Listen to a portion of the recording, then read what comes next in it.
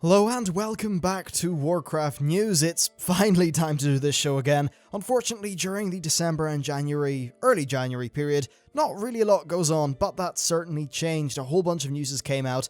Unfortunately for me, I recorded the show and then a whole bunch of things happened, so yeah, it's definitely been a good day for the news. Now, first of all, the main thing to talk about here is some information that's came out about the patch 6.1 daily quests, or just, questing in general. So there was a forum thread in which people were sort of discussing about the idea of daily quests and things like that. And then Bashiok basically just jumped in and talked a little bit about what they're doing in patch 6.1. It's sort of going over old ground, but it's definitely a good clarification. He said that in 6.1 they are, as announced, going to have a new series of quests, or tasks sort of, that will be randomized amongst you and your friends, which basically means that you'll be able to go to your friend's garrison to pick up tasks. So it seems like if you want to get more variety, you basically need to talk to people and move around garrisons and things like that. I think that's actually pretty cool. He said that the rewards are going to be very opt-in in their nature, and that there are going to be a bunch of achievements, fun rewards, and some interactions with professions and crafting materials. He then later said that as far as that profession and crafting material thing goes, it's actually going to be more based off, the big stacks of items that we currently get, and not the daily cooldown resources like, say, Hexweave Cloth and Alchemical Catalysts and things like that. So overall, I think this is fine. I don't think it should be a main bit of patch content, and I've got to assume that the main world content of the patch is going to be something that's quite different to what he's talking about here.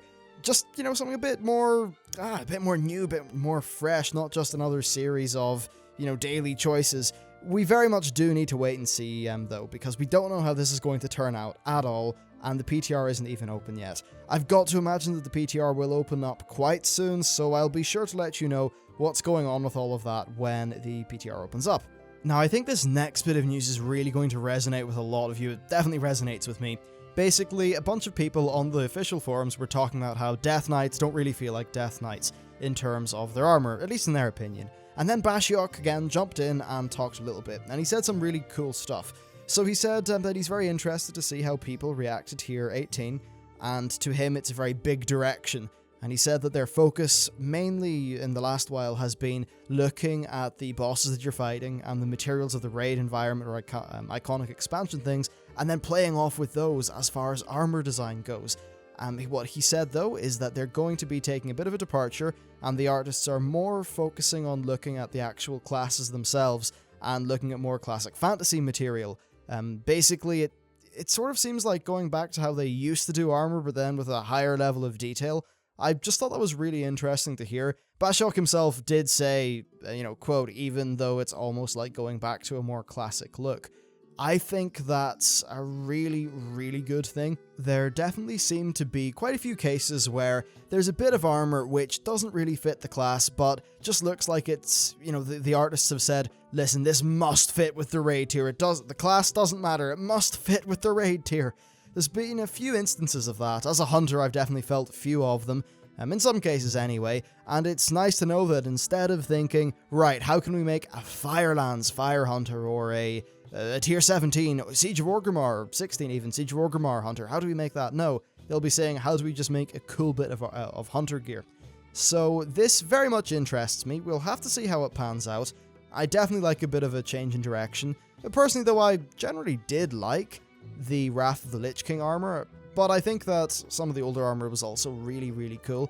I think with the Burning Crusade, a lot of it was very hit and miss for me. Like, some of the most iconic sets are definitely from back then, but also some really ugly sets are from back then.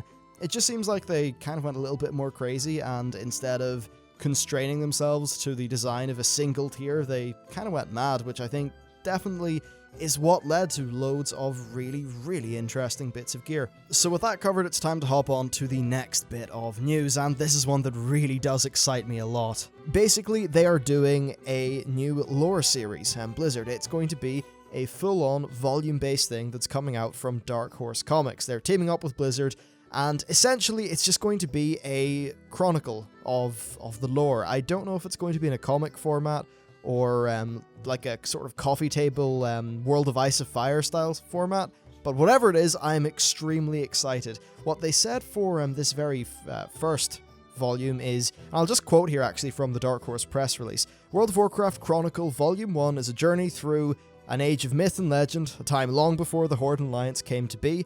This definitive tome of Warcraft history reveals untold truths about the birth of the cosmos, the rise of ancient empires, and the forces that shape the world of Azeroth and its people. That excites me greatly. Basically, this is going to include Titan lore, which is one of the things that's been so ambiguous. It's just great to see that a lot of that early stuff is finally going to be clarified by Blizzard, because we've had to rely on speculation and random little tidbits for so long. So yeah, that's going to be really great. We'll see, hopefully, Titan stuff, Burning Legion stuff, then Old God / Titan fighting related stuff, and then hopefully a little bit more fleshed out detail as to how perhaps the Night Elves and Trolls are, because, you know, apparently Night Elves are differently evolved Trolls, or sort of evolved from Trolls based on the Well of Eternity power. So we'll find out about that, maybe some early Night Elf civilization stuff, like way before all the Ashara stuff. It just sounds really exciting. Like, I really am interested in the World of Warcraft lore, and this just sounds right up my alley. It's also pretty cool that there's going to be loads of different volumes. I hope that each one, of course, is of a good, decent length, but if they decide that it takes, you know, a lot of work to get one out, then I'd rather they just focus on doing that lore right than sort of messing things up. Now, there are some more interesting things. So the release date is going to be November the 4th, 2015. So quite a while off in comic shops. And then November the 17th in general bookshops. And they, on the press release thingy, had a Amazon pre-order link, which I'm not going to do because I don't pre-order things, but I'll definitely pick it up when it comes out. I don't think there's much else to say. Also, actually, there is one thing. Peter Lee, who is one of the Blizzard artists, like one of the real main guys, is doing 20 full-page bits of art which are going to be in this book, which is also something that I'm very interested in. I own every collector's edition from Vanilla to Warlords of Draenor, and one of the coolest things about those collector's editions is the big like coffee table art books. They're really cool. I'm just really excited about this. I think that probably comes across in how I'm geeking out over finding out about more lore. Yeah, can't wait to see that, and even if you're not buying it, I'm sure that, say, Noble and Doran will have videos based on the revelations of the book, so it should be really interesting.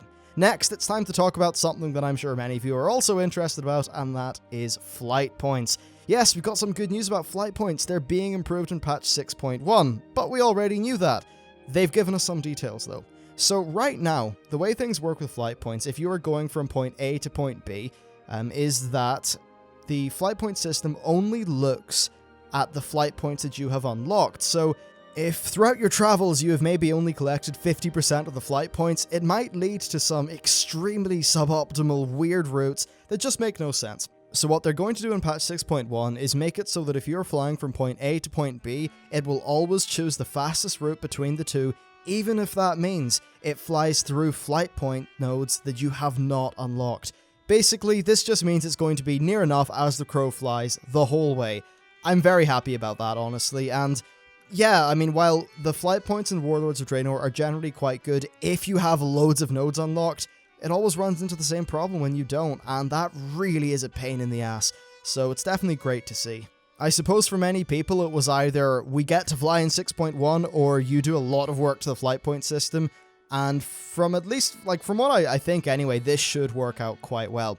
Back in, say, Vanilla, when flight points were really bad and also there were maybe only a few flight points per zone, this was exacerbated by the fact that, you know, maybe a zone would have 3 flight points in it. If you didn't have 2 of them, then it could lead to some really weird routing.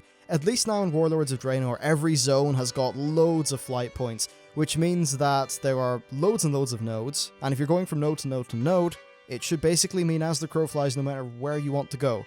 So that's definitely pretty cool. As for the rest of patch 6.1, we don't really know a great deal other than they're going to do some garrison stuff, Blood Elf models will be coming, of course Blackrock Foundry will be out in and around then, and of course the new content will be focused around the world, but there will also be some garrison stuff, including a new way, or some new ways, to spend our garrison resources. There's no word on the actual date when it will come out, but I can assume that it's going to come out in February because that's when Blackrock Foundry comes out, And while they are both the same tier, Blackrock Foundry and Highmall, I think it does make quite a lot of sense to tie BRF into patch 6.1, and that should just lead to a nice big spurt of content that will hopefully reinvigorate people's interests. And let's just quickly hop on to the last bit of WoW news, which is the extended anniversary. Hurrah, you can do Molten Core for another week. And same goes for Tower Mill versus South Shore, which I still need to do. I haven't touched that, and I really do want to because I didn't play the game when the original was a thing. Now, the reason why they extended it is because it erroneously ended, I think, about 12 hours too early, which kind of maybe screwed over some people who were waiting until the very end to get their stuff. I know that personally, I actually did Molten Core the day before it was scheduled to end, because the first time I did it, right, I spent 2.5 hours. It was a really messy run, and when I eventually got to Ragnaros, it bugged, and I got kicked out of the instance along with actually the whole raid. Everyone got disbanded. So I was a little bit jaded and burnt against the whole thing, but now I've got my core hound, it's all good, and you can have another glorious week of farming for that really low drop rate pet thingy and enchant. I feel bad for those people. I mean, well, not bad, it's obviously people are doing it over their own will, and that's cool, but that's a lot of Molten Core LFR for like a 1% drop chance item. Still, need to check out South Shore and the other thingy so I can get that lovely, lovely title. Anyway, finally, there's just one thing I do want to quickly mention, and it's just about channel content and stuff like that. So, basically, the reason why you have had less news and things like that is because, guess what? There's not that much news going on, and that's also why there have been less discussions on the channel as well over the last while. It's literally because there's not a great deal to discuss, honestly. A lot of people, are busy just with general holiday things, though that's not as much of a factor now.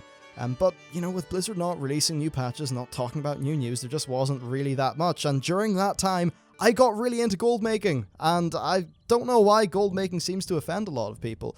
But generally in the channel, my goal is, you know, to sort of help people where I can based off what I'm doing in the game. And that's what's led to gold videos sneaking on. They're not going to be the channel for the next, year or two. Don't worry. There'll probably be 1 to 2 videos loosely based on it every once in a while, and that'll really be that. So no worries if you are one of the people who's really worried about me just turning into a gold-making YouTuber or something like that. It's really just a curiosity right now. Though what I would say is, if you're interested in playing the game for free via those tokens that they're going to add in patch 6.1, make some gold now.